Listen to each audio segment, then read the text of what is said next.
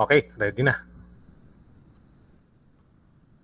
Ayun, may dumagdag na isa. Nakita ko pa, humabol. Si Rubin. Lorente pala. Lorente. Okay. Mamaya ka na makikita ibang sasali.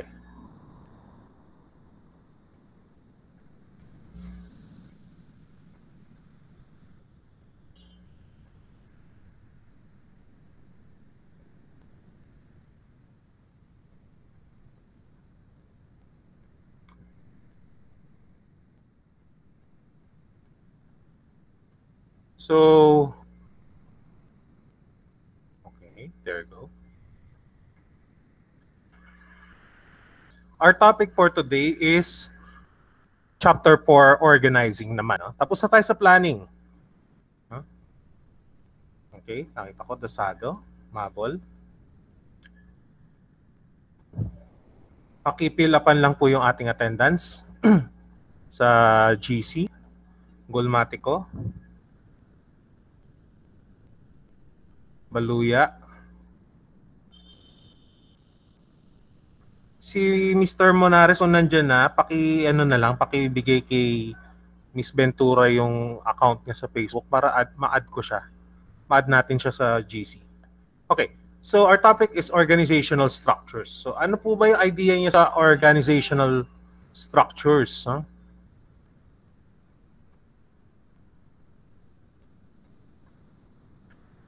So here are the learning competencies for this topic. One, discuss the nature of organizations, the various type of organizational structures, and apply organization theories. In delegation sa next pan. So ito yung alam nating organizational structure usually. And what is this diagram called? Can someone tell me? Laging yung nakikita yan, no? Anybody? Board of members. Okay, medyo advanced si Ms. Latoha. Yes, board of members, but more precisely, alam ng kahit sino empleyado yan, it's the organizational chart or org chart. No? Correct.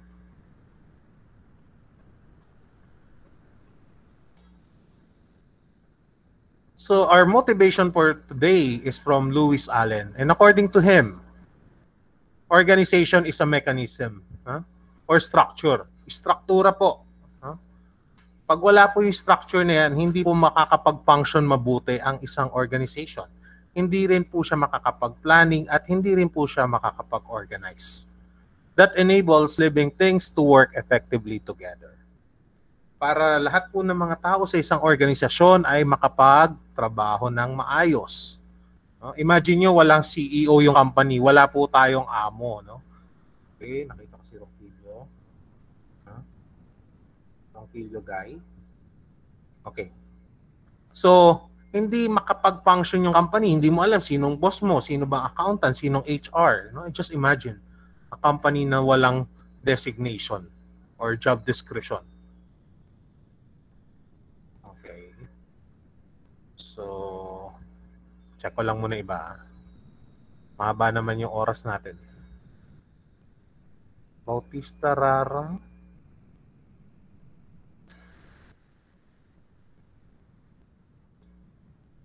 $35. No? We're at 35. Okay. So this one is from Louis Allen, Management and Organization. No? So author din siya, Martinez. Okay.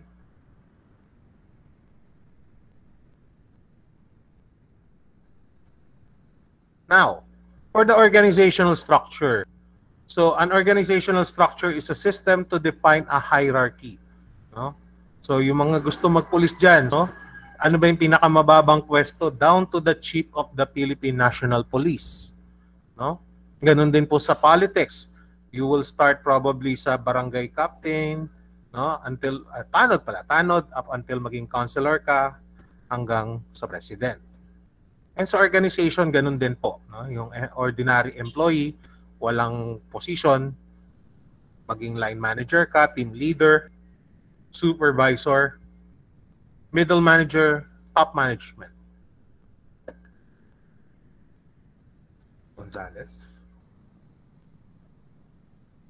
So we're at 37. No? So may gap dito. Ayun, nakita ko Royo. Okay. Check ko na lang later. So it's a set of formal tasks assigned to individuals and departments. So let's say si Miss Golmatico nagtatrabaho siya sa accounting. No? So Miss Golmatico will most likely be doing accounting functions. No?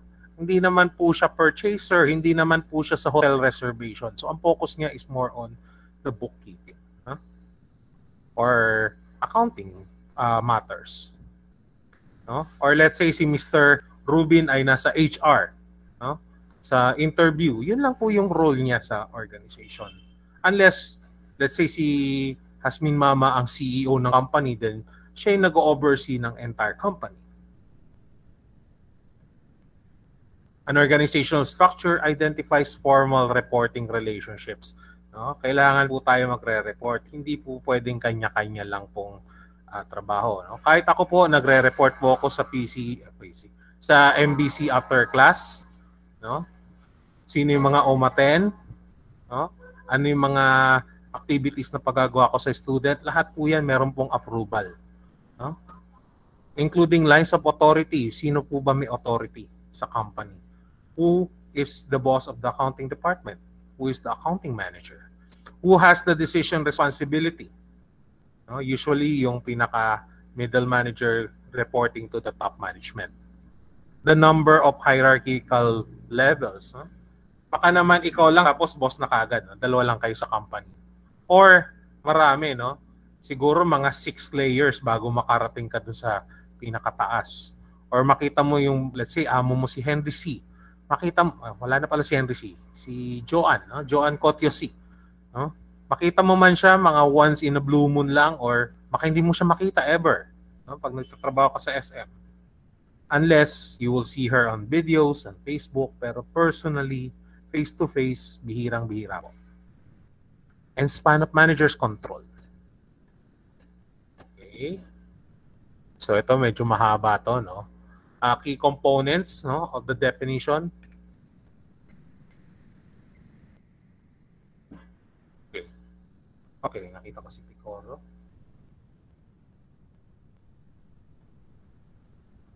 Meron pa, ayun, Liko. Okay, 35.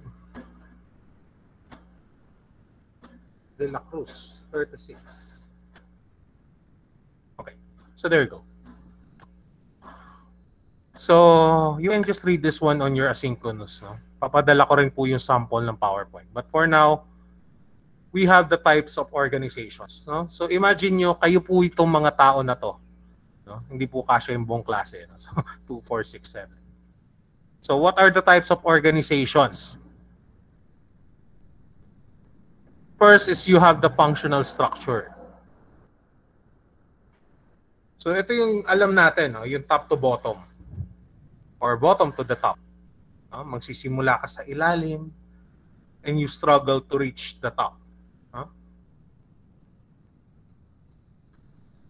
So all human knowledge and skills with respect to specific activities are consolidated. No? So kung saan yung expertise mo, saan yung strength mo, kaya nga po tayo nagpapa-SWOT matrix, personal SWOT matrix, para malaman mo kagad kung ano yung mga strengths mo. And usually, kung saan yung strength mo, doon ka ilalagay ni HR. Pag in-evaluate ka, provides a valuable depth of knowledge for the organization. No? Katulad ko po, I'm a teacher sa ABM Strand, sa Manila Business College, and ABM Strand sa other schools. Hindi naman po nila ako pwedeng ilagay sa, let's say, sa tech book. No? Hindi po ako marunong magluto. Hindi ako marunong magkalikot ng computer. No? So this is my strength. So hence, I'm teaching this subject. No? Ganun po yun.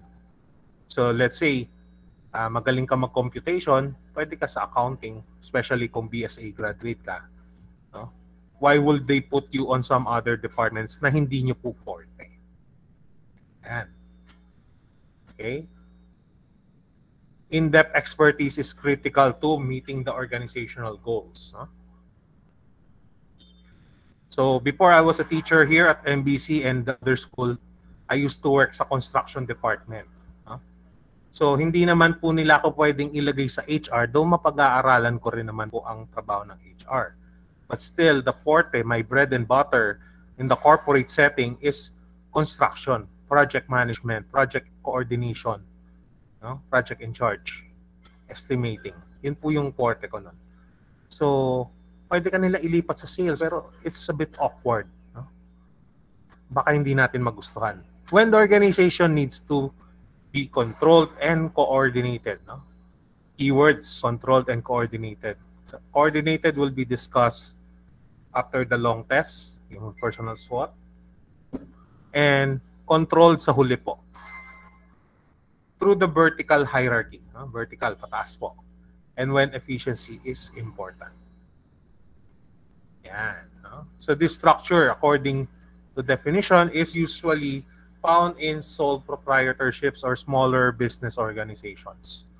No? Yung hindi kalakihan, yung isa lang pong opisina.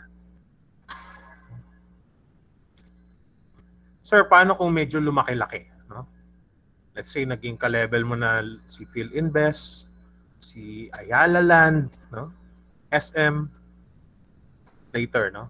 Ito yung usual setup ng functional structure. No? Lalo na sa office, no? So, itong manufacturing or operations, usually off the office yan. Wala sa opisina yan. Nasa site, no? Nasa factory, nasa planta, nasa job site, no? So, you have here, HR. HR po ba tatahakin nyo, no? Pag nag-opisina kayo. Finance po ba kayo or accounting? Usually, finance and accounting are, minsan pinagsasama na po yan, no? But in this case, it's separate. Or sa marketing and sales po ba kayo? Again, sales and marketing are different, pero some offices or companies combine them together. Which do you think is your strength? Saan po ba kayo, no?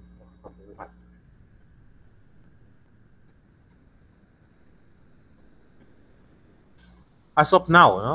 Ano kaya yung interest nyo? It's up to you to decide. Merong kulang na isa sa akin. The best sa kilong-kilo. Okay, baka si Lopez. Yeah. Lopez. Okay. Next.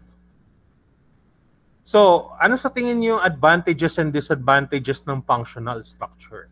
Kahit hindi pa natin nakikita yung iba, no? Kung kayo magpapatakbo ng isang functional structure, ano kaya ang advantages and disadvantages?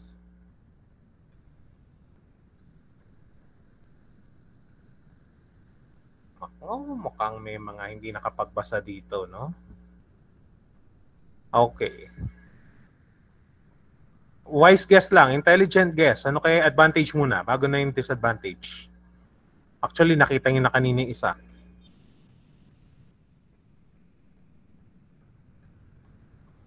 Ay.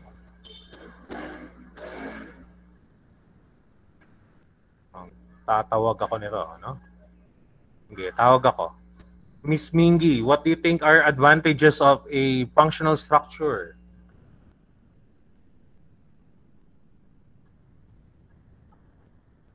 Halimbawa, nagtatrabaho ka lang sa HR department, no? Ano yung advantages ng nagtatrabaho ka sa HR department lang?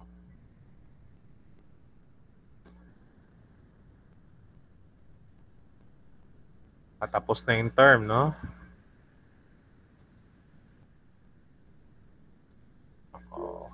Yes, Miss Yelegani. Sir, I think, mas magiging expert po sila. Okay. So, expertise mo lang, no? Yun yung maganda doon. Let's check kung tama yung sagot ni Miss Yelegani. So, let's say HR ako, HR lang ako. Pakialam ko ba dito sa part na to, no? Wala akong alam dito sa accounting na to. Wala akong alam sa marketing na to. Dito ako. No? Dito ako nagtatribe. Okay. So, let's see. Advantages, no? Yan. Efficient use of resources. no? Alam mo yung mga pangangailangan ng isang department, no? Alam ng HR ko anong dapat niyang gawin. It's either magpapasweldo siya, no? Or mag-entertain ng grievances, no? Or hiring process, hiring, no? Yan. In-depth skill specialization. So yun yung sinasabi ni Ms. Galegani. HR ang tinapos ko. Let's say business administration major in human resources. Or graduate ako ng psych in organizational development. No? Organizational psychology. Yun yung skills mo. Hindi ka nila ilalagay basta-basta sa sales or sa marketing. Number 3 is direction and control. No? Kontrolado po tayong lahat nung nasa itaas. No? The powers that be. Ika nga. So, wala na tayong gagawin most of the time, susunod na lang tayo sa utos ni boss. No? Ang utos ni boss, kailangan magdagdag ng 10 empleyado. Then you as the HR, yun lang ang kailangan mong gawin. No? Maghahanap ka ng 10 katao, no? 10 employees to fill the vacancy in the organization or expansion. Pag marketing naman, kailangan natin makakota ng 100 million. Boss, kailangan po natin, no? You can suggest naman. Boss, kailangan po natin ng 10 ahente kasi hindi po kakayanin ng isang ahente yan. So si boss ang magde-decide. No? The top management will decide and then ibabato po yan pababa. Kung ano yung mga pangangailangan ng isang organization. Of course, meron po tayong disadvantages lagi, no? Disadvantages include poor communication across functional departments. So bakit po nasabing poor communication across functional departments, Ms. Landiza? Bakit kaya sinabing gano'n, no?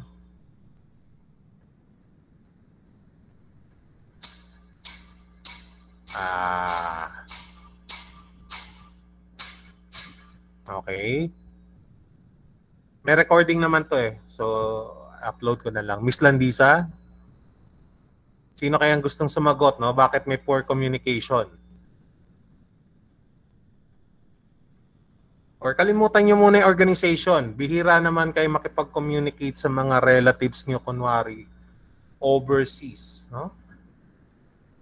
Or, usually, ang kausap lang po natin ay mga kapwa-estudyante natin sa Manila Business College, no? Bihira naman yun sa ibang school. Meron pa rin communication pero hindi siya palagi.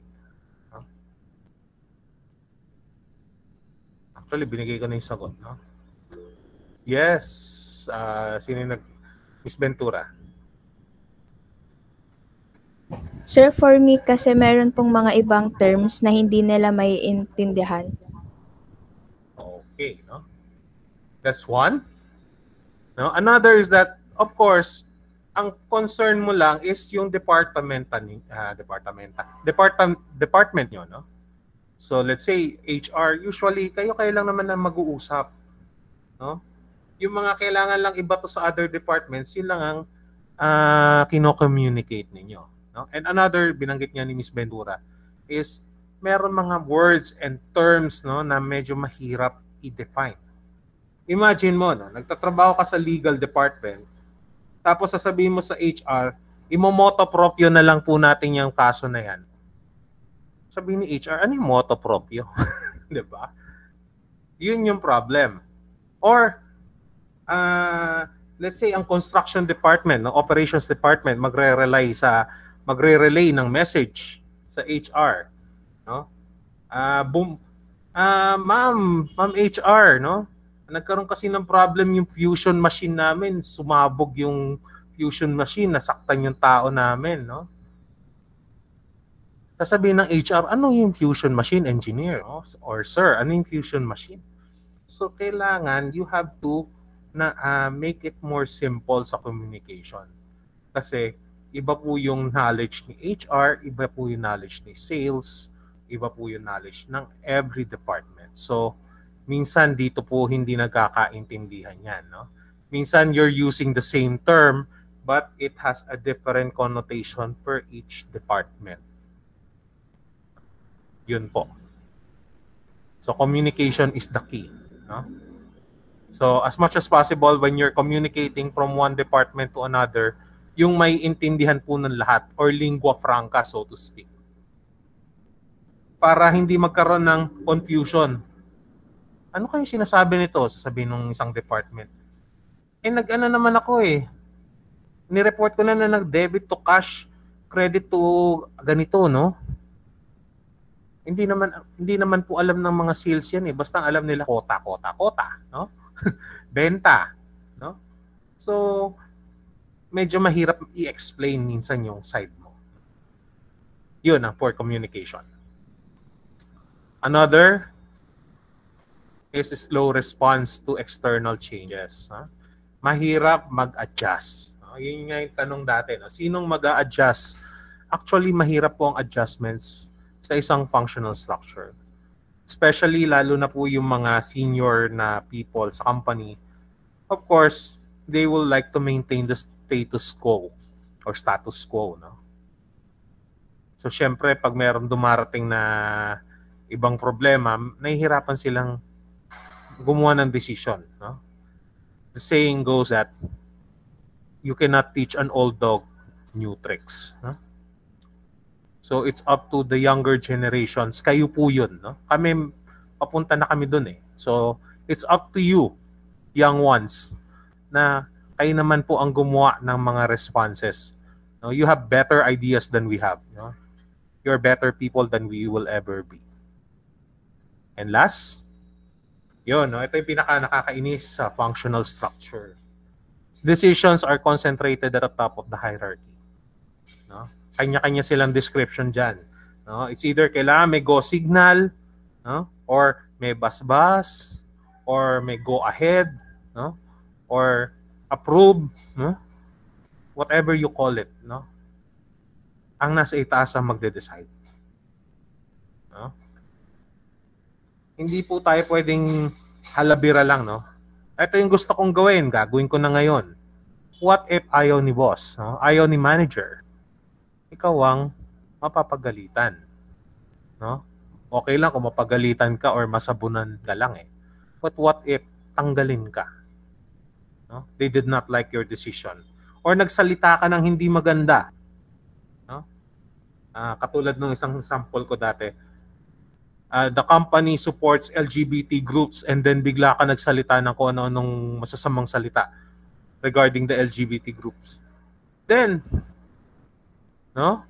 Ikaw ang ikaw ang sacrifice, matatanggal ka or may ginawa kang decision na walang prior approval ni management, no?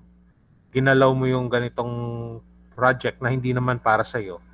Then there will be a big problem coming to you. Yan yung disadvantages. So from small, we're going to a medium scale company, no? So divisional na.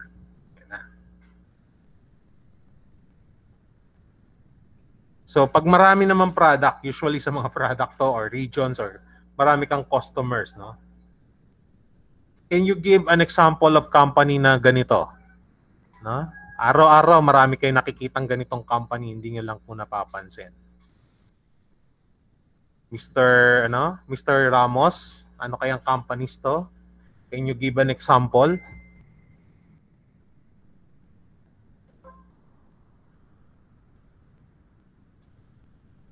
Yung mga nilalaklak nyo, no? Mga kinakain nyo, ino-consume. Ano kayang mga companies to?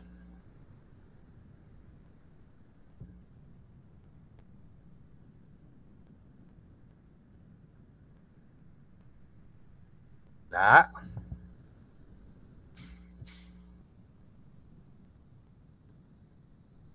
Okay.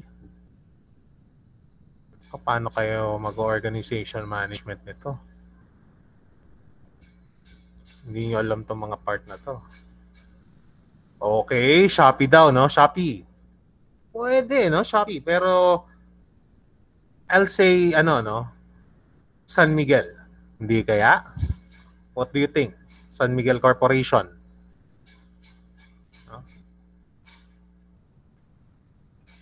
Ano pa kaya? Bukod doon sa nabanggit ko.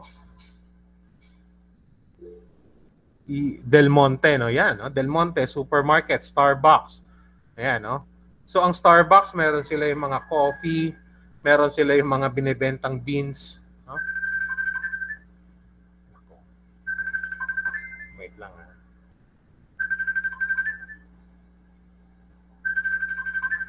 Wait lang, ha?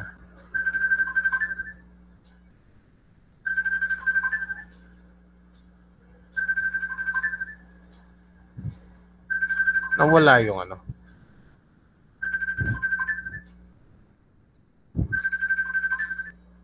Ay,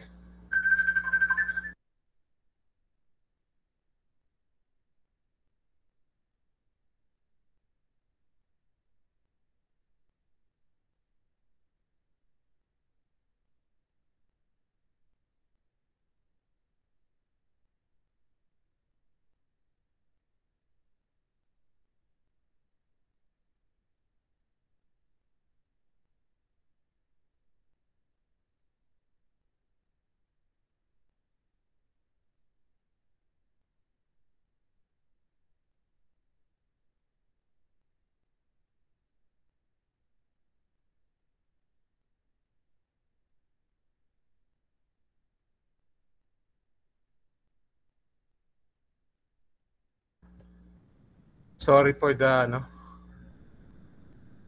panira ng... Okay. No? So, yun. Meron pa ba nagdagdag ng inputs? But I think that's all right, no?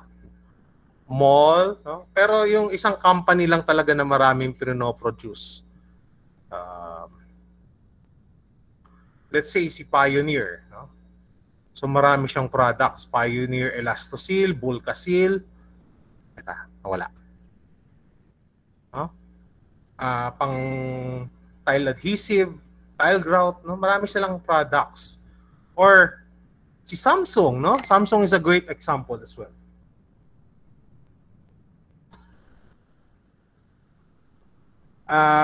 Meron siyang appliances, meron siyang cellphone, meron siyang laptops, no?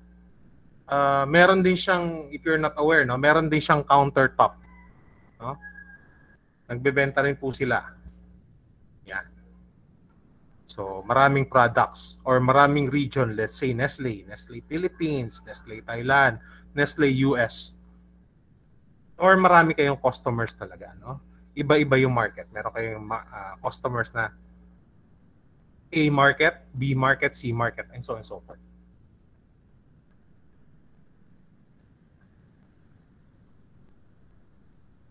Okay?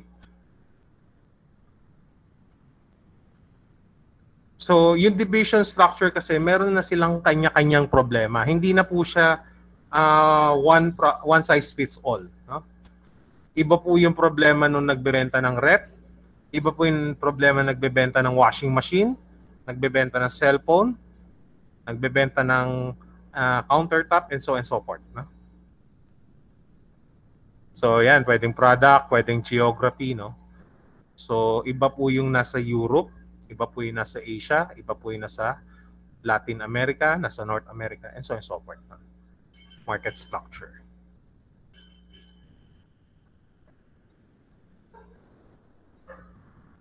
Okay.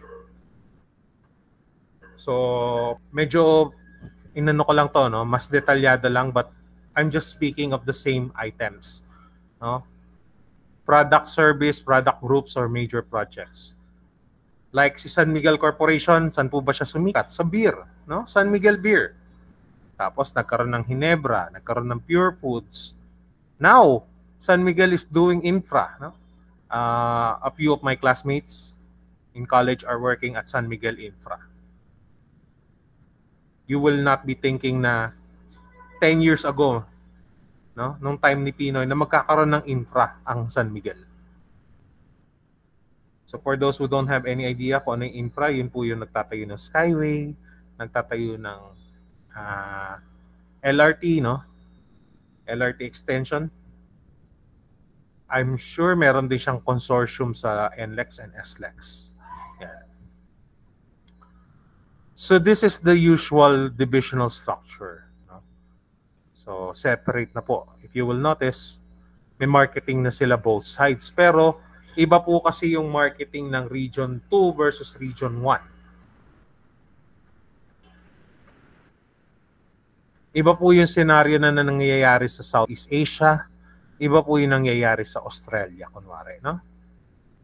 So iba rin po yung operations, iba yung finance. So parang functional siya pero iba-iba na pong division.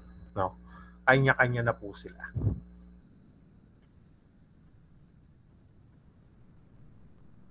So what are the advantages and disadvantages? Sa tingin nyo, no? Ano yung advantage and disadvantage nito? Ang ganitong structure. Anybody?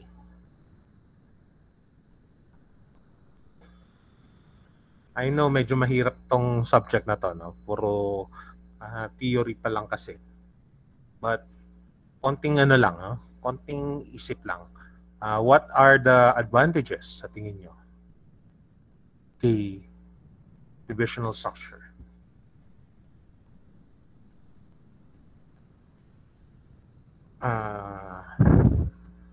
Mr. Martinez.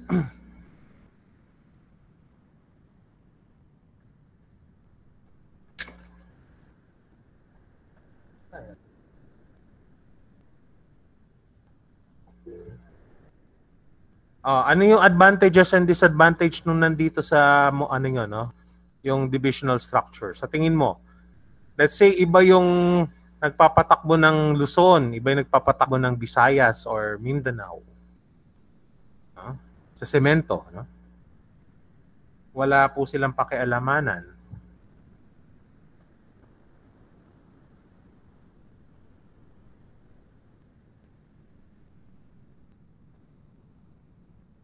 Or kalimutan nyo muna yung organization, no?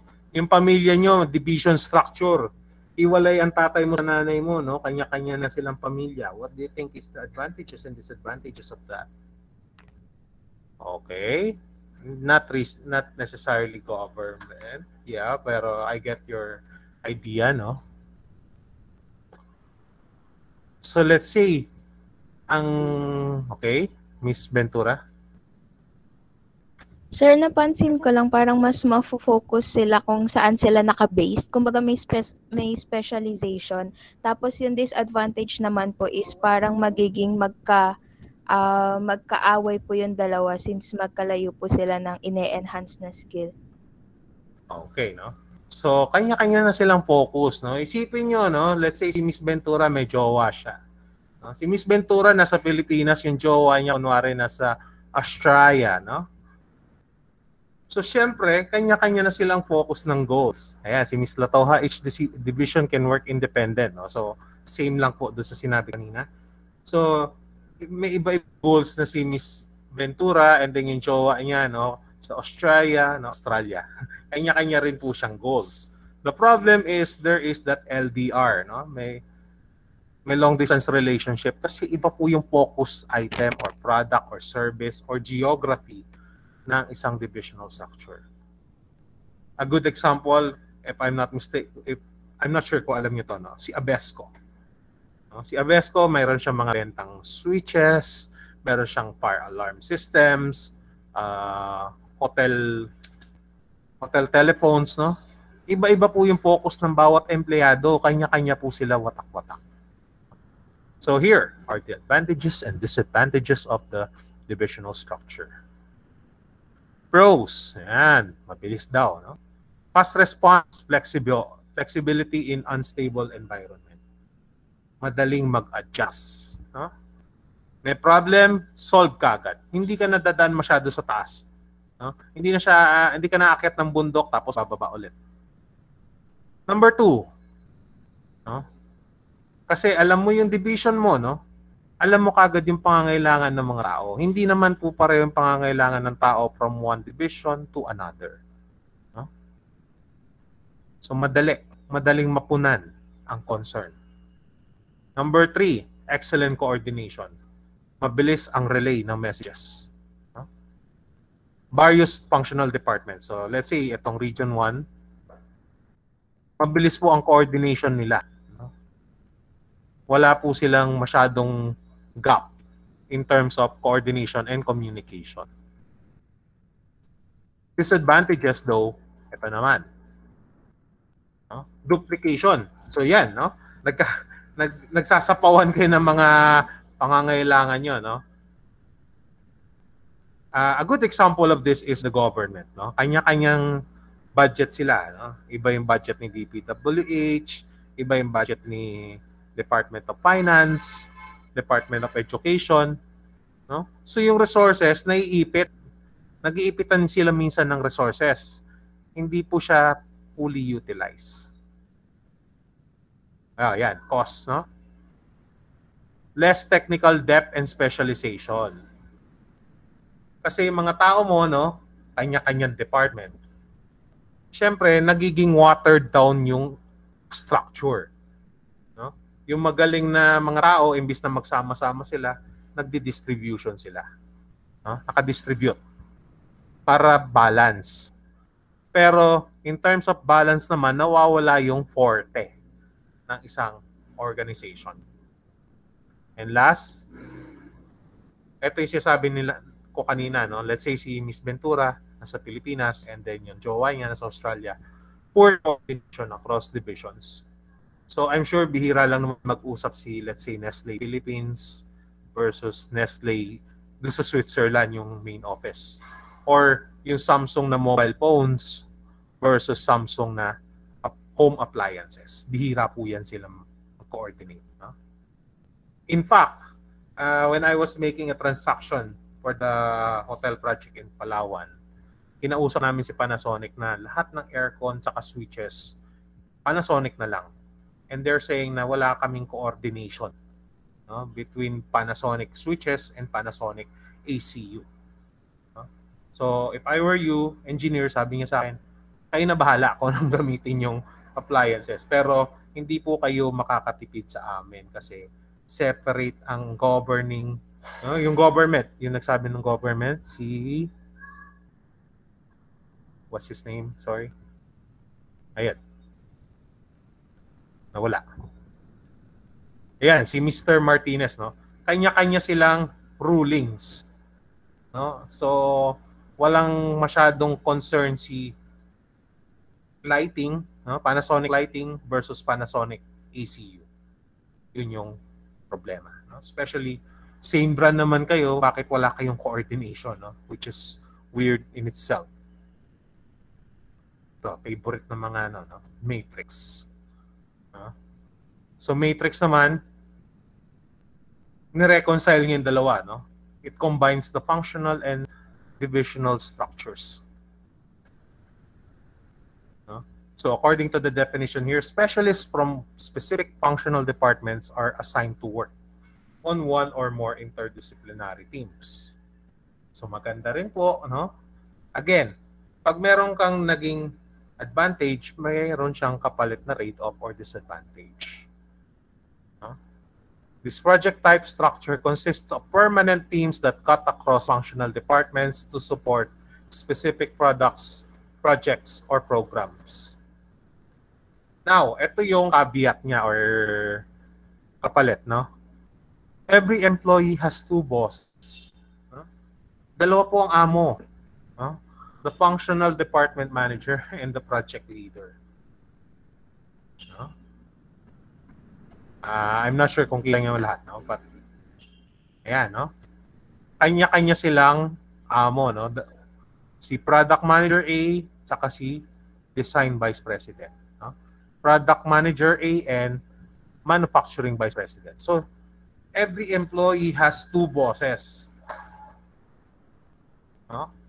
Tayo sa pamamahay natin, no? Sanay naman tayo na dalawang amo. No? Si tatay at si nanay. No? Most of us, if not all. But there can only be one. No? You cannot serve two masters at once as per the Bible. No? Hindi mo pwedeng gawing dalawa. No? And according to Jesus Christ, kung ano para kay Caesar ay para kay Caesar. At kung anong para sa Diyos ay para sa Diyos. No? Eh paano naman to, sir? Dalawa amo ko. No? Sino ang mag-a-adjust sa kanilang dalawa? Hindi na ikaw yung mag-a-adjust. Sino yung mag-a-adjust sa kanilang dalawa? Si BP or si product manager A? Okay?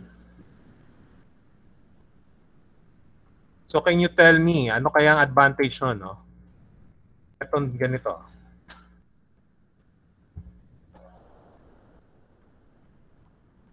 Actually, makikita nyo naman na kagad, no?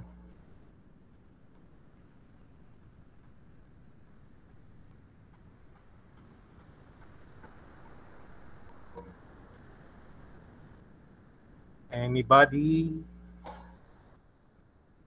Ano kaya advantage at disadvantage ng ganitong organization? Huh?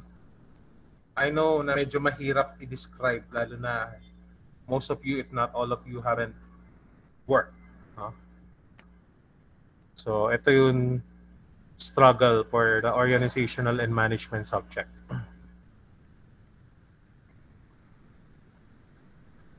Ms. Ronquillo, what is the advantages and disadvantages? O kahit isa lang, advantage muna.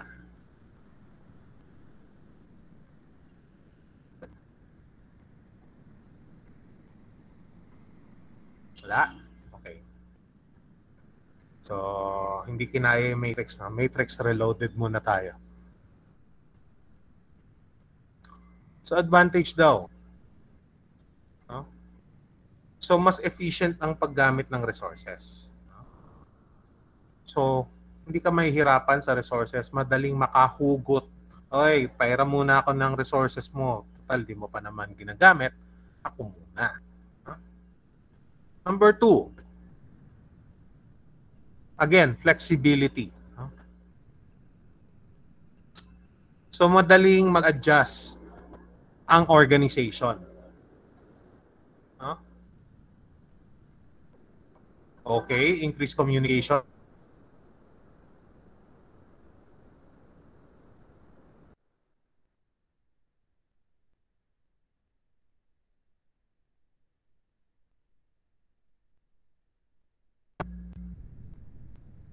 So, as per Mr. Henry Licop,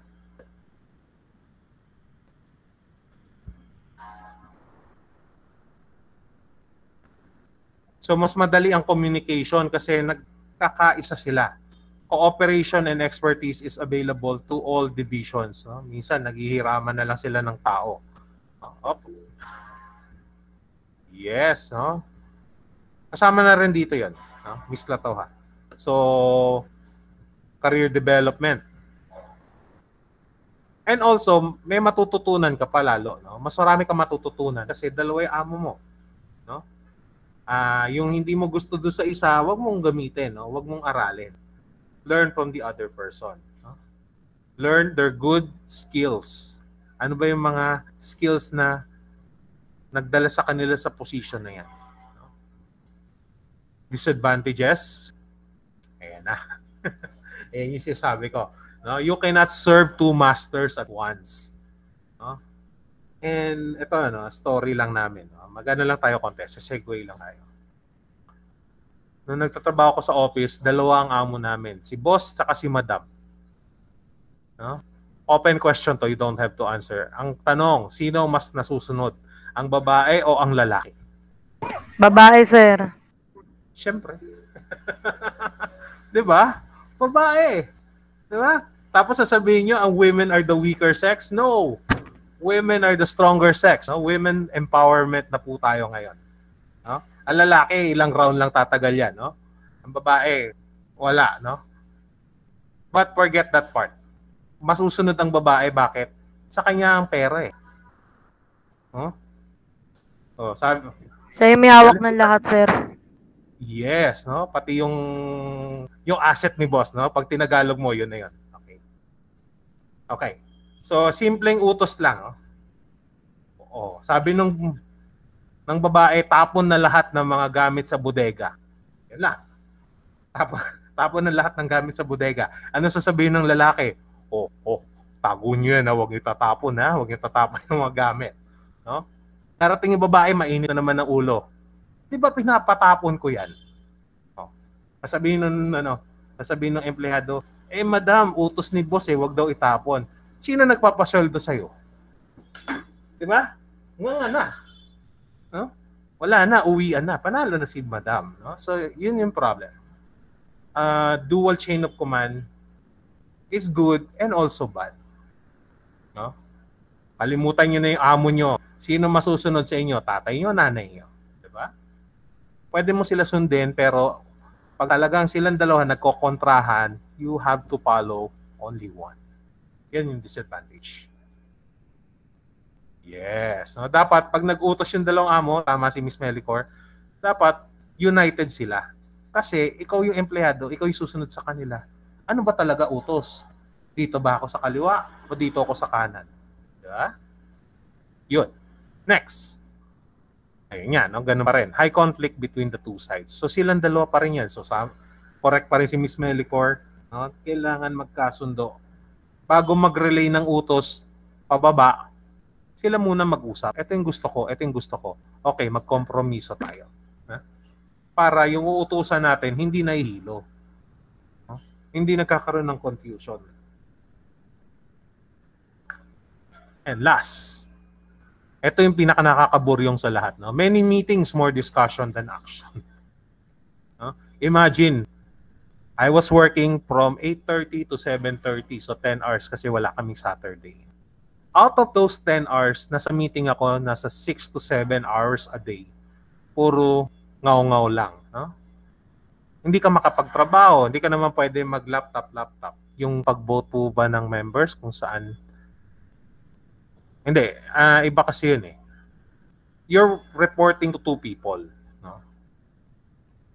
Nagre-report ka kasi sa dalawang tao. So, minsan, yung dalawang boss mo ay hindi naman nag-uusap yan. At worst case scenario, magagalit pa. No? So, parang ikaw yung messenger ng dalawa. No?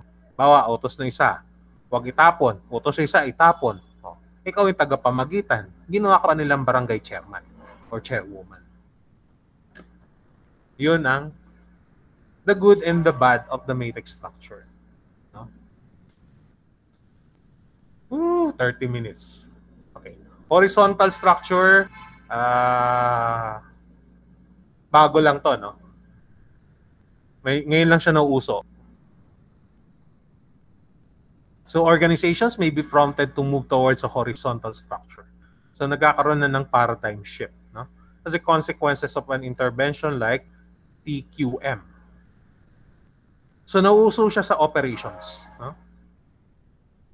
Mahaba po, no? Yan. So pakita ko na lang. Okay, so just read this one. I'll send this PowerPoint later. Ayan, no? So re-engineering. Redesigning the organization, no? Rather than focusing on narrow jobs, nagiging, ano na siya, emphasizing the core processes. Ano ba yung mga pinaka-importanting gawin ng isang organization na yung focus nila? No? So, meron na siyang teams of employees that will serve the customers. Naka-ready na siya anytime, anywhere, anyhow. No? Hindi po anyhow, anyhow. No? Examples of processes include order fulfillment. Yan, no? Yung mga masasakit ng ulo. Paano ipupulfill ang order? Shopee, no? Lazada, Lala Moves, no? Transportify, no? New product development. So, special case to, no? Gagawa ka ng bagong produkto and ito ay nakaka-asar sa lahat, no? Customer service. Because the customer is always right, no? Mahirap kalabanin ng customer. Yan. Ito yung bagong style, no? So, nakaproseso na siya, no? So, meron nagmo-monitor, the process owner, and then team 1 purchasing. As you can see, hindi siya naka-branch, no? Kundi naka-process siya. No? Naka-process flow. So, analysis muna. You're searching for gaps or gaps analysis, and then purchasing, material flow, distribution. No? Bagong technique to. And then market research. So, kailangan mag-research ka muna. Now, pag nakapag-research ka, that's the time you will do your product design or planning. And then yung organizing portion is the testing. And once it passes the standards of the company or any organizational body, pwede mo na ibigay kay customer yung item. Bagong style yan. Okay. So advantages, flexible, no? Ito yung pinaka-flexible ngayon in this current scenario. And rapid response. Number 2, directs attention of everyone toward production. So yun kasi yung focus mo, production. Can I ask you, bakit production ang main focus ngayon ng company? Huh? Bakit hindi yung HR? Bakit hindi marketing? Bakit production ang nauuso ngayon sa mga businesses?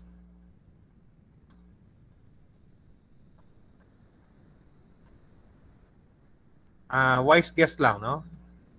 Intelligent guess. Wala. Miss Laida, bakit production ang focus nito? Ayun, Mr. Salalila. Yun po kasi nagmamanage siya, nagpapatakbo ng business, sir. Yes, no? Absolutely. No? Okay. Ano ba ang main goal ng business? ABM students, di ba? Profit making. No? So kung kailangan mo ng profit, kailangan meron kang item na maibebenta.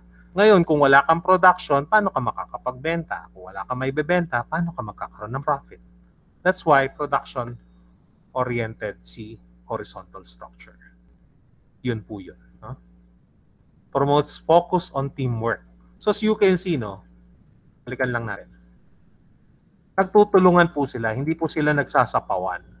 Dadaan ka muna dito, sa sala ka muna kay Team 1. Pagtapos ka na rito, sala ka kay Team 2. Pagtapos ka na rito, ibabato ka niya kay Team 3. Compared do sa una na naka-branch out siya. Yun. That's the beauty of the horizontal. Pero again, meron pong kapangitan.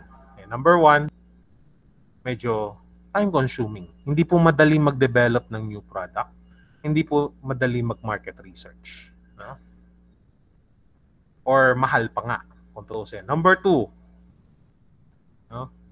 What is applicable today may not be applicable in the future. No? Siguro ngayon, uso tong work from home setup. But 10 years from now, back to normal na naman tayo. Or iba na yung mga skills na kailangan sa company. No? It's ever changing. You have to constantly reduce productivity. Yes, kasama na rin po yan, no?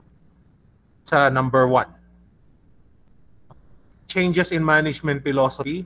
Okay. Segue lang ulit ako, no?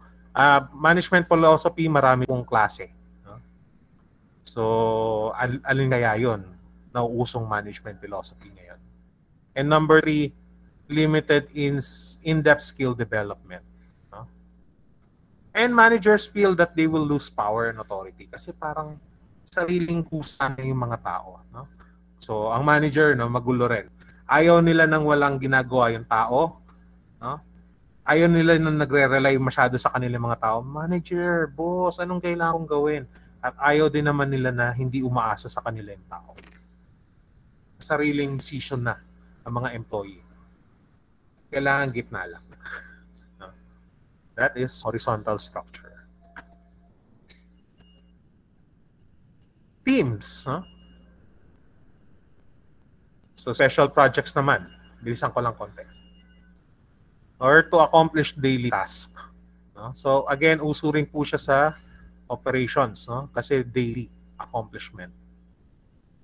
May be composed of permanent and temporary. No? Some are convened as task force to handle specific activities. Di raw po nakasagot, nakapasok. Okay. Baluyat, no? Walang internet. Pakisabi na lang, meron namang YouTube. Padala ko na lang later. No? Some are convened as task force. Okay. A team may be composed of a multidisciplinary or multi-specialist members. So, sa team nyo, merong siguro may isang expertise HR. Meron may expertise dyan, marketing. Expertise operations. So, halo-halo kayo. All-star team kayo. The team is cohesive and is focused on timely and effective completion. Yun lang ang purpose ng team. To complete the assigned project or responsibility.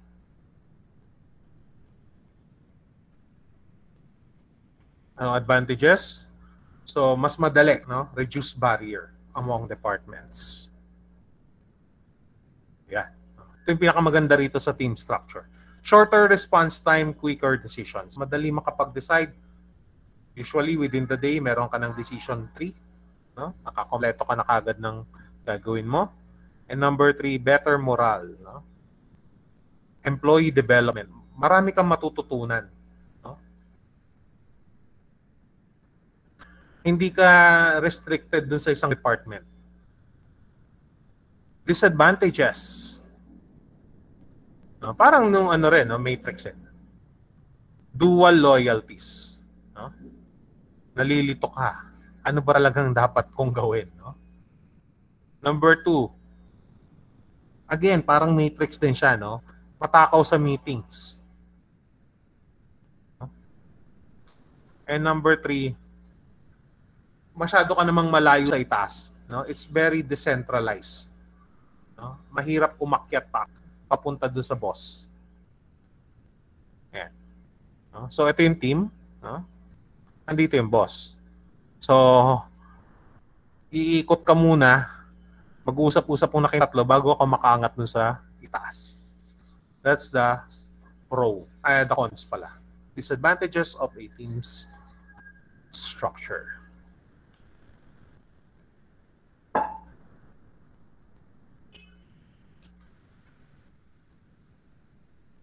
Network.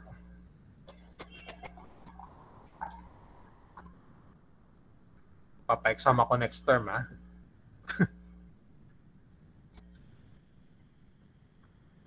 So network is formed by having a core of full-time employees working together with outside partners. Yan na naman yung mga bagong trends sa structure ng management, no? Or organization. Who provide support or supply services. It employs minimum staff and mostly contracts out or outsources the work to be done. Ano po kaya yung mga usually ina-outsource, no? Hindi na nire-retain ng company. Ngayon. Araw-araw yung nakikita yan, hindi nga lang nararamdaman. Anybody? No? Usually sa employment pa lang, no? Nangyayari na yung outsourcing na yan. Yung recruitment agency, di ba? Minsan yung nagpapasweldo sa iyo, yung HR nyo is hindi naman connected sa company. Naka-outsource na rin po pati HR. No? Even yung IT, minsan naka-outsource po yan. No? Kulang na lang pati accounting naka-outsource. Pero medyo awkward i-outsource ang accounting. Yan. No? Yun yung mga examples. Or sa Grab, no?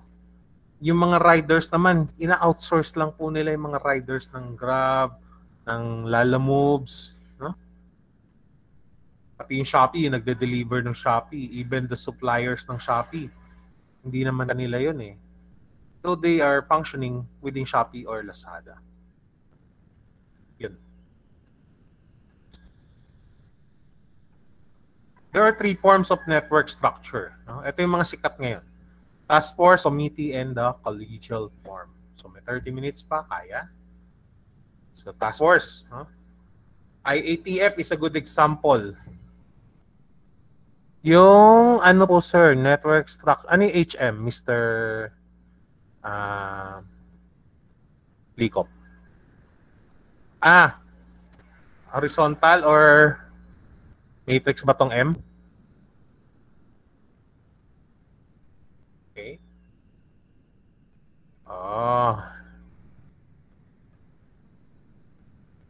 Henson Moritz. Hindi ko na-encounter yan si Henson Moritz. Huh? So you can just check kung Henson Moritz nga yan. Huh?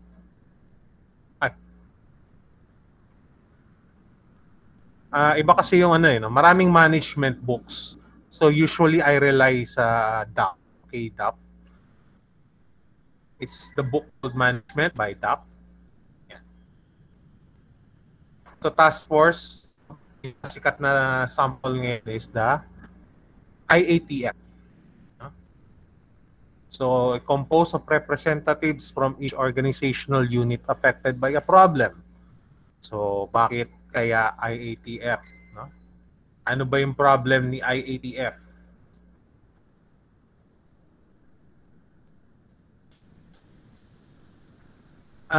Pakiboto lang yung iba, kulang pa ng 7. Kulang pa ng 7 members. Sa chat. Check ko nga muna bago ako mag-proceed ulit.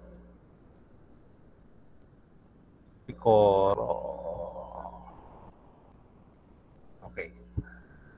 Baka nakakalimutan bumoto, so boto muna kayo. Okay. So, IATF as an example, no? So, ang problem nila is yung COVID-19 pandemic. No? So, nag-usap-usap lahat ng mga concerned heads, no? Especially yung DepEd, DOH, DSWD, ano pa ba? Even DOLE, no? Kasama rin si DOLE. Lahat po ng mga government agencies natin.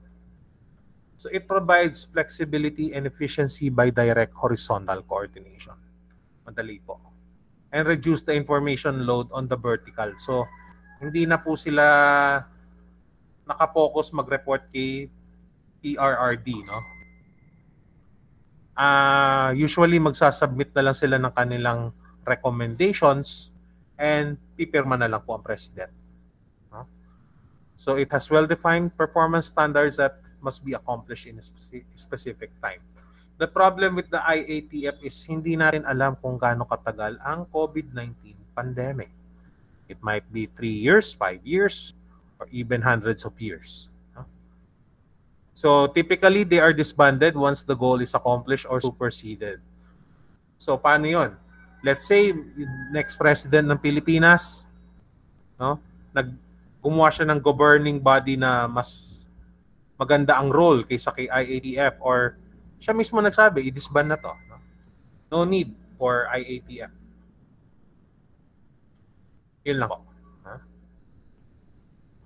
Committee. No?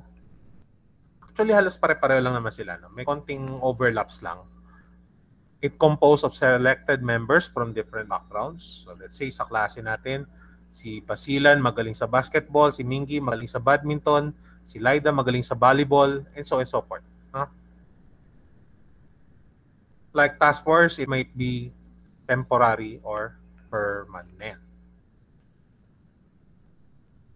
Of course, iba-iba yung background, then you will have different inputs and perspectives. Iba-iba po kayo ng pananaw, no? Into making your decision making. So, syempre, iba po yung pag-iisip ng isang tao compared doon sa isa pa. No?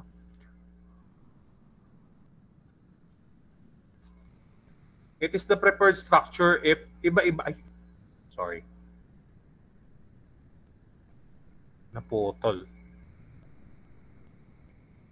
Hindi.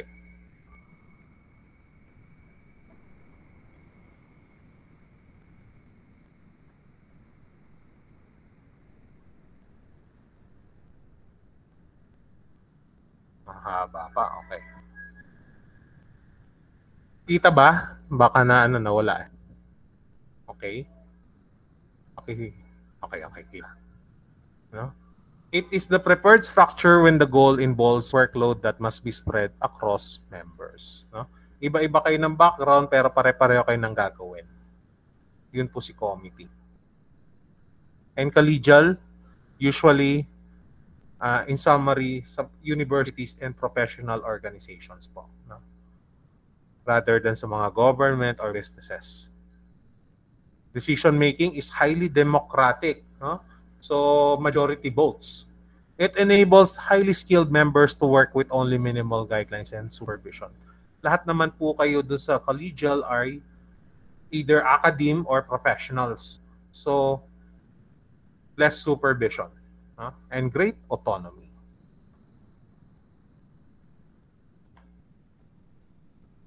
Okay, so advantages. So, mas konti yung costing, no? Reduce cost. Mabilis po makapag-react, no? Mabilis po ang response time. So, halos pareho lang, no? Low cost, foreign sources of inputs, and functional specialties. And disadvantages, no? So, kailangan araw-araw nagko-communicate kayo. Yun yung pangit, no? Of course, not all the time na mangyayari yun. Number 2, wala po kayong core competencies kasi usually iba-iba po kayo ng background. Mahirap po ang alignment. No? Iba-iba po ng background. Yun po yung magiging strength ninyo as well as the weakness. And number 3, little loyalty among partners. Diba? Ano lang naman ako dito eh. Outsource lang naman ako, why bother, di ba? Or hindi tugma yung skill ko sa skill ng organization, hanap na lang ako ng other organization.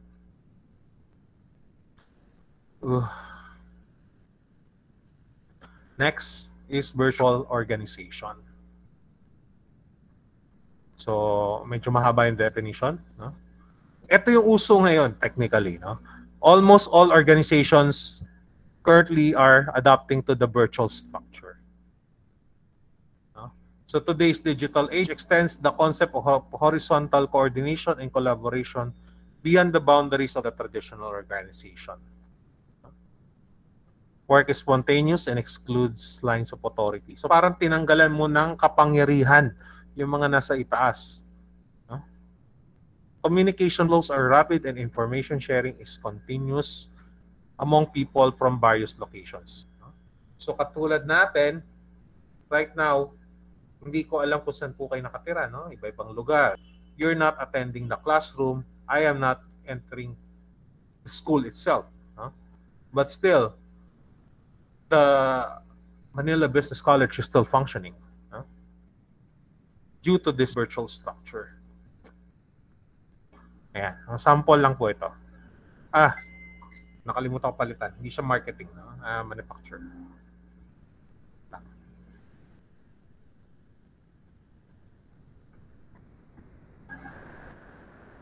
Tawag dito, accounting na lang. Okay. So yan, no? So ito yung central hub mo, kunwari. Yung manufacturer mo, kunwari, nasa China. Tapos yung accounting mo nasa India. No? Yung HR mo nasa Pilipinas, yung marketing mo, let's say, nasa US. Pwede po. No? Because we're all working on the internet or the World Wide Web. WWW. No? So ito po ang uso ngayon. Especially with the advent of the COVID-19 pandemic. So lahat po tayo nakakaranas ng virtual network structure. Wala pong kawala. Advantages and disadvantages. So, pwede yung kasama mo sa opisina, Bombay, no? Or Arabo, no? Can draw on expertise worldwide. Highly flexible and responsible and bawas overhead. Di ka na pupunta doon sa opisina, mako-commute, no? Sa bahay ka lang. Shower ka lang konti. Naka-polo ka sa ibabaw, naka-short ka sa ilalim, no? Tapos yung mga utilities, malaki rin yung natitipid ng isang company or organization. Disadvantages, yun, no? Ito yung problem nun. Managers do not have hands-on control over the many activities and employees. Mahirap mag-monitor ng tao ngayon. So, blind trust. No? Magtiwala ka na lang dun sa empleyado mo. There is a risk of organization failure if partners fails to deliver or goes out of business. No? And number 3, weaker loyalty and corporate culture. Because paano magkakaroon ng corporate culture na sa bahay ka lang? No? Employees feel they can be replaced by contract services. No? So hindi ka permanent. Like yours truly, I'm just part-time, so anytime the school wants me replace, they can do so anytime. Yun po yung disadvantage ni virtual.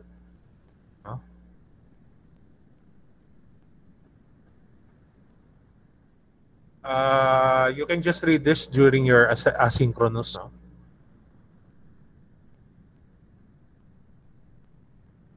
Formal and informal. 5 slides na lang tayo. So, malapit na tayo. So, formal, no? Ito yung formal organization. No? So,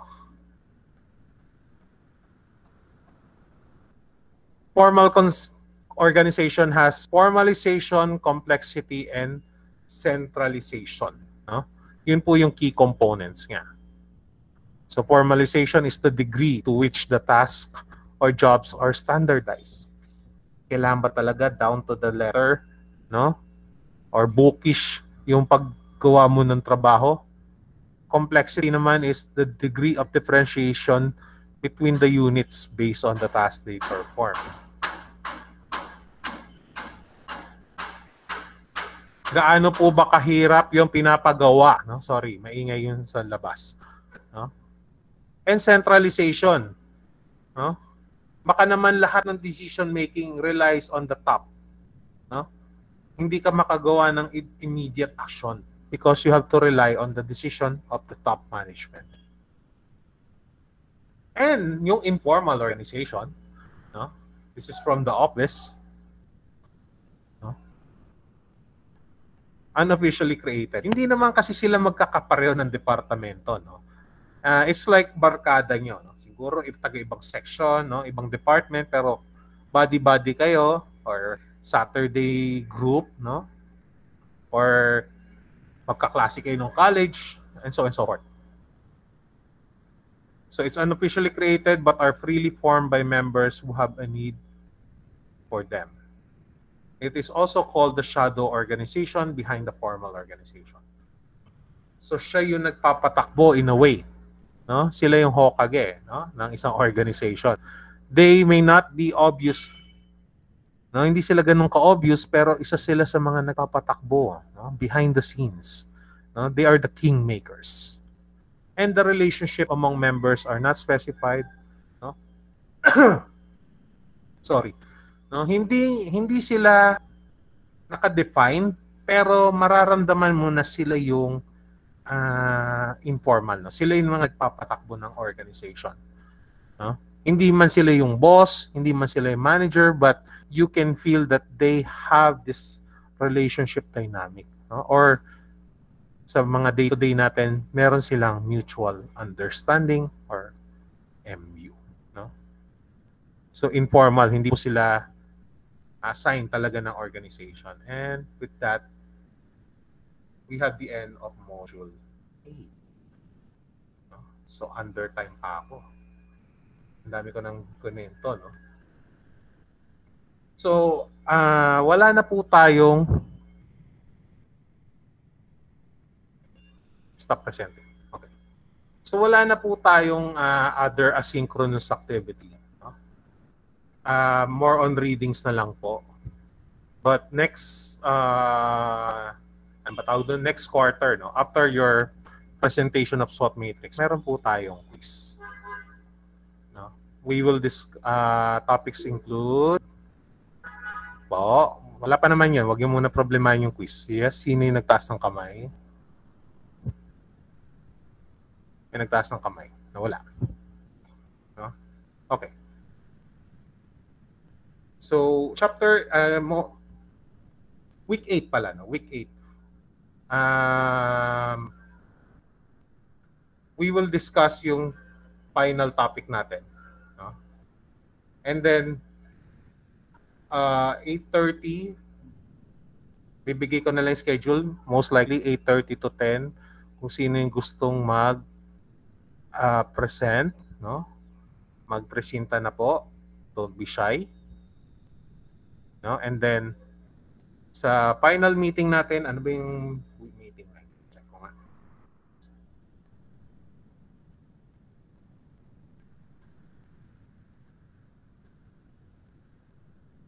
Calendar. Okay.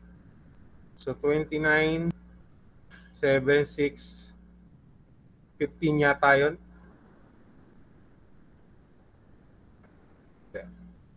29, 6.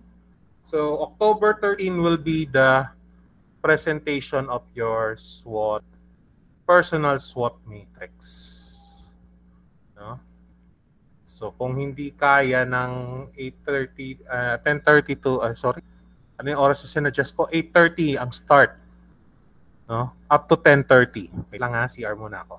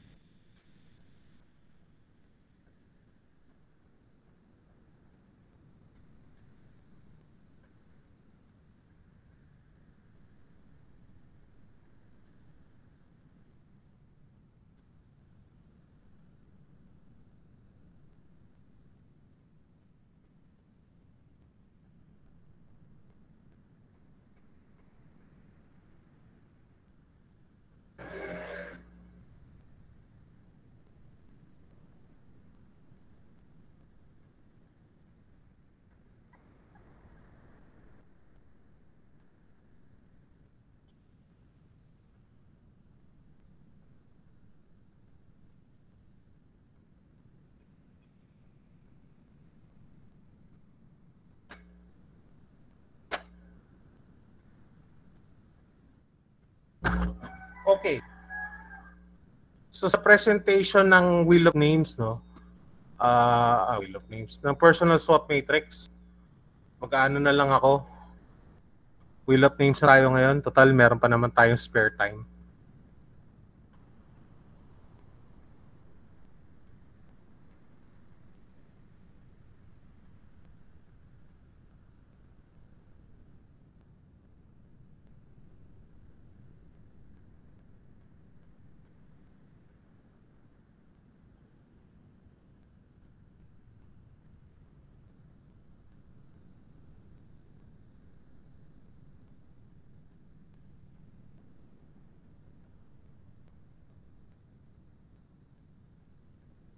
Ay, nako.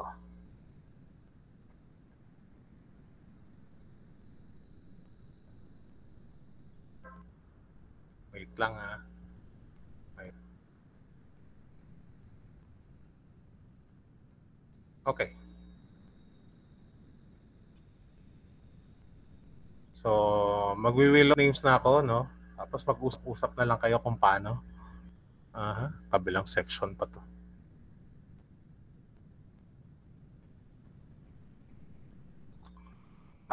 Miss Ventura, meron pa bang nasabi na magbo-volunteer sila or ikaw lang? Wala pa po.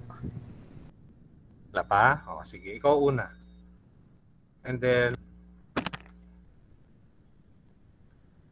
the rest, naka-wheel of names na. Sige, ganito na lang gawin natin. Try natin lahat ng October 13, no? Pero yung iba, may subject pa ba kayo after ng SOAR MGT sa afternoon? Or wala na? Meron po. Wait lang. Okay. So, kailangan talaga may maunang isang batch para ano.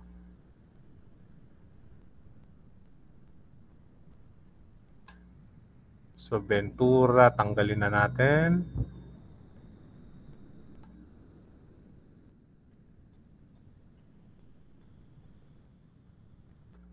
Ayaw, magpura.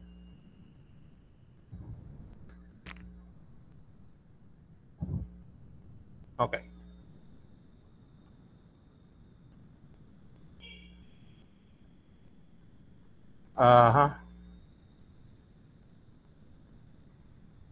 Your entire screen.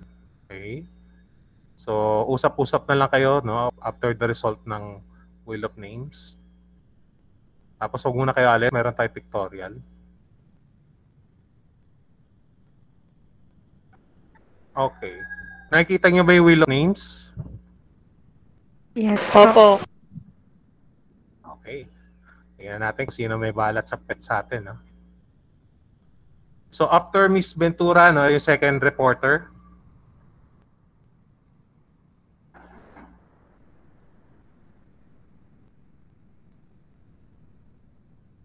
Mama! Miss Hasmin Mama, no? So second. So siguro yung first 10 mag-ready na lang ng PowerPoint just in case. Baka matagal naman.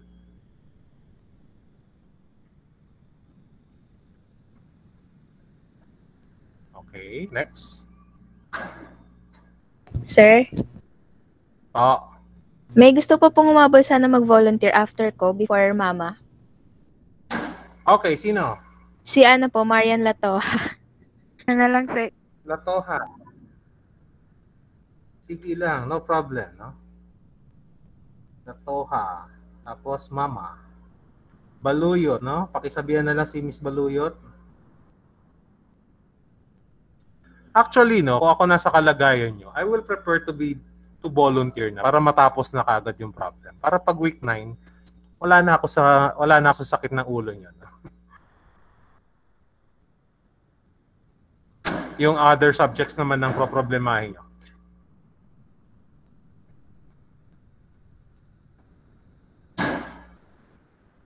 Mr. Likop. So number 5 na si Likop, no?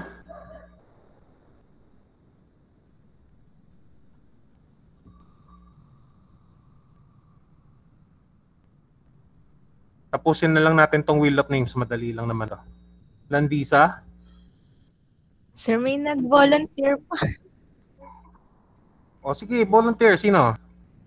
Para ma-finalize Si ko. Melaisa Sino? Galigani daw po. Melaisa Galigani. Gelegani. Okay, so adjust ulit. Number 7. Tanggalin natin si Gelegani sa listahan dito.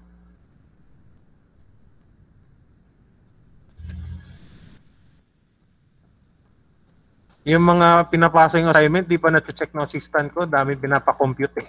Sorry ha. Okay. Mamaya, siingit ko yung iba. Miss Howe. Pangwalo si Miss Howe. Maureen. Hailey Maureen. Hailey o Hailey? Hailey po, sir. Hailey. Okay. Redondo, no? Number 9. Mamaya i-upload ko naman sa GC to, so don't worry. And witness naman kayo na nag-wheel of names talaga ako. Dati yung wheel of names, pambagsak namin to eh. Ngayon, pang ano na lang, ha? Pampili ng reporters. Nung estudyante pa ako, ginagamit itong ganitong wheel of names para sino yung estudyante na ibabagsak ng prop. So, pag may bala kami sa puwet, kami yung bagsak. Lopez, and then so pang-sampu si Lopez, no? So up until Lopez, prepare your PowerPoint slides. And then the rest for 13 na to, no? Torlao. Number 11.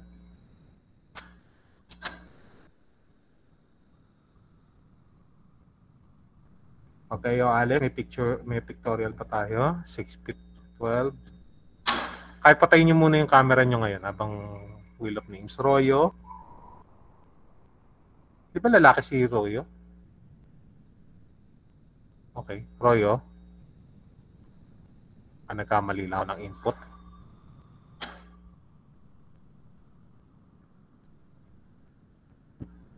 Okfemia.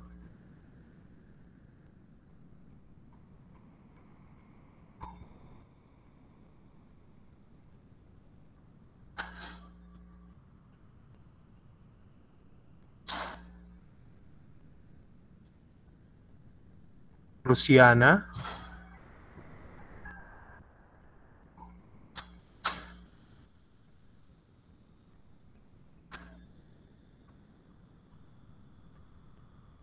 Mabagal yung ikot ni Wheel of Names. Lorante.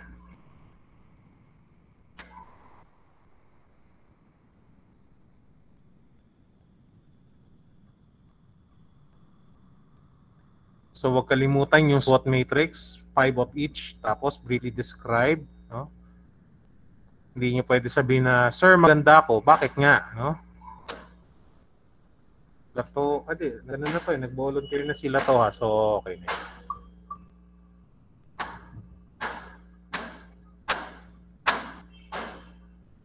Bautista, number 16.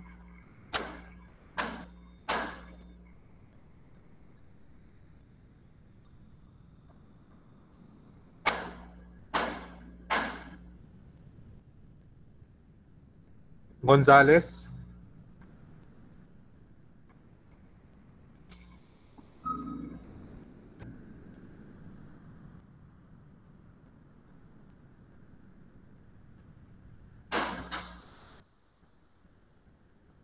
Arguelles. Hindi ko nakikita to si Arguelles. Buhay pa ba to? Nag-drop na ba to? Or absent lang?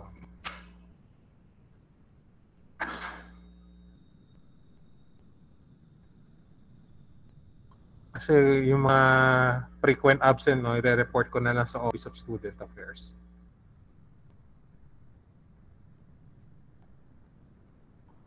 Kabuhat.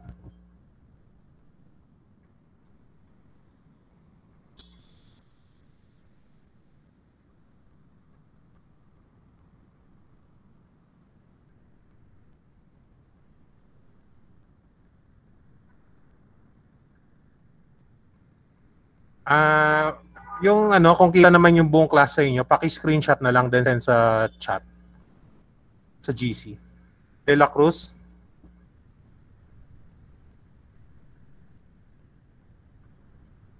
Wala, 11:58 na eh. Hindi tayo abot eh. Miss Ventura, paki-screenshot na lang po. Sa Lalila.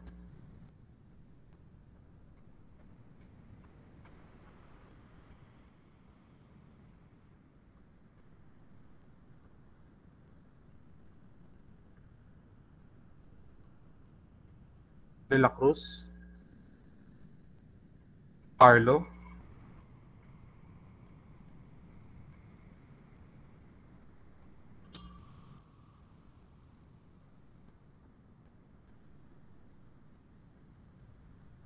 Asilan.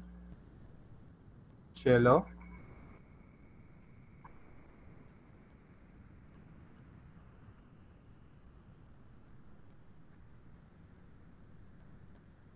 Mag-ano muna tayo. Ay, ano. Wait lang. Ayan, nag-screenshot na rin ako para pero mas maganda yung screenshot nyo eh. Belara.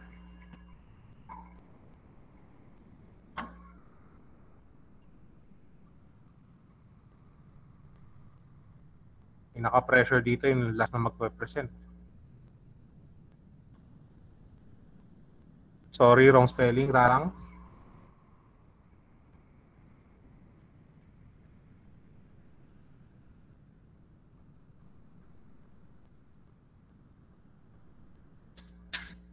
Mangakoy.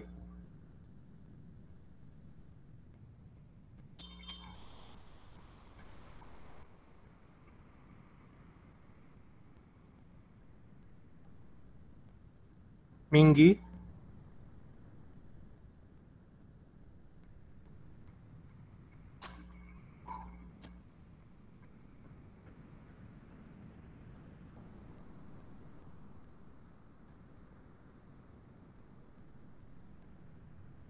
Laida.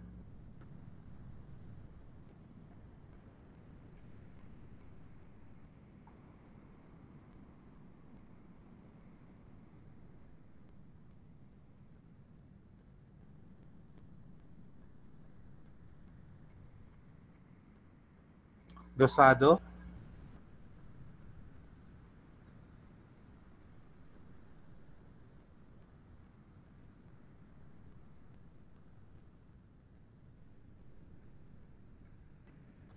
Munares.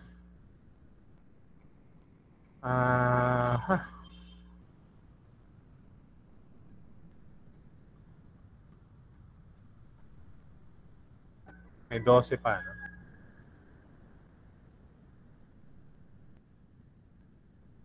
Undangan.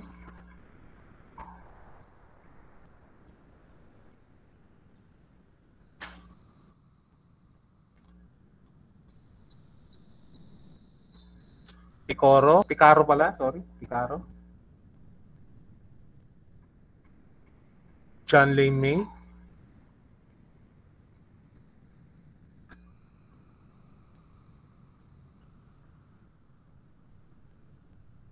Rubin.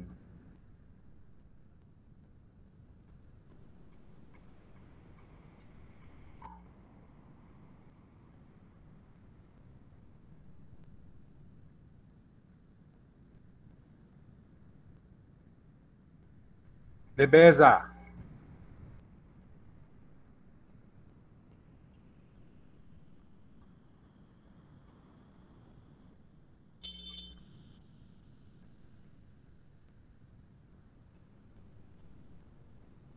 Ronquillo. Reynaldo.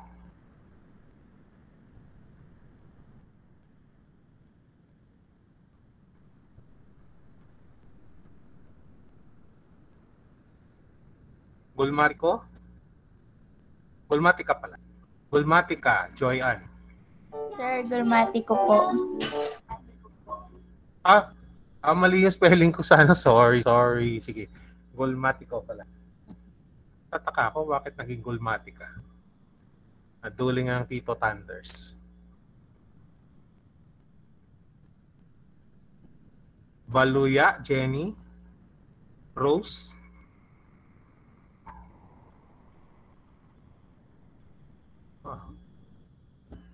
Red Velvet na lang, 5 na lang.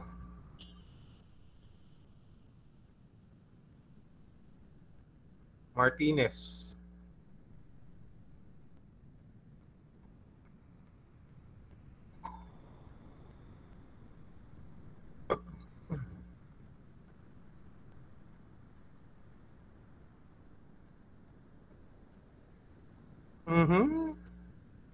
Suspense pa, Ramos, Jel Andrew.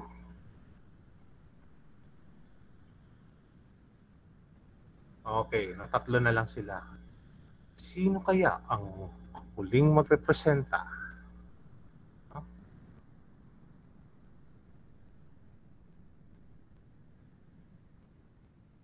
Kilong.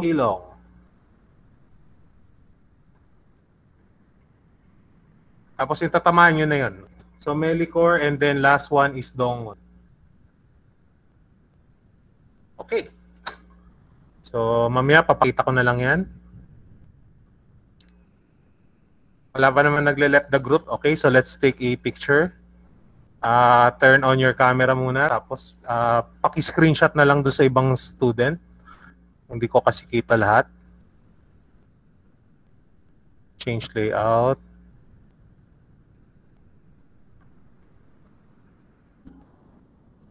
Ayan.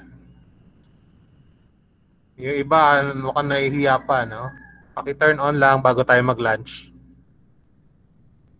Okay. Kasi baka isipin nila, naka-on lang yung wala kayo dyan sa ano, no? Baka naglagay lang na manikin. Katulad doon sa Facebook, no? Kunwari, siya yun, pero may manikin lang. Paki-ano na lang, paki-screenshot na lang, miss. Mag-screenshot din ako dito. Okay? 1.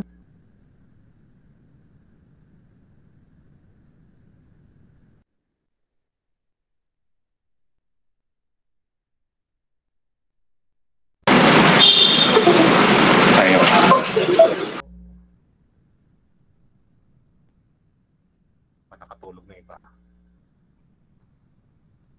Sige po, pwede na po mag-lunch. Thank you po. Thank you, sir. Bye-bye po. Thank you po, sir. Thank you, sir. Bye-bye. Bye-bye po. Ay, yung 10 mag-ready na. 10. Thank you po. Ay, char.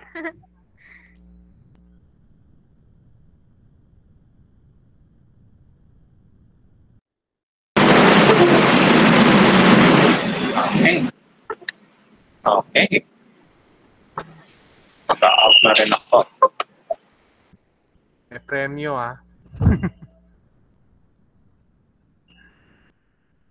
Bakit ganon?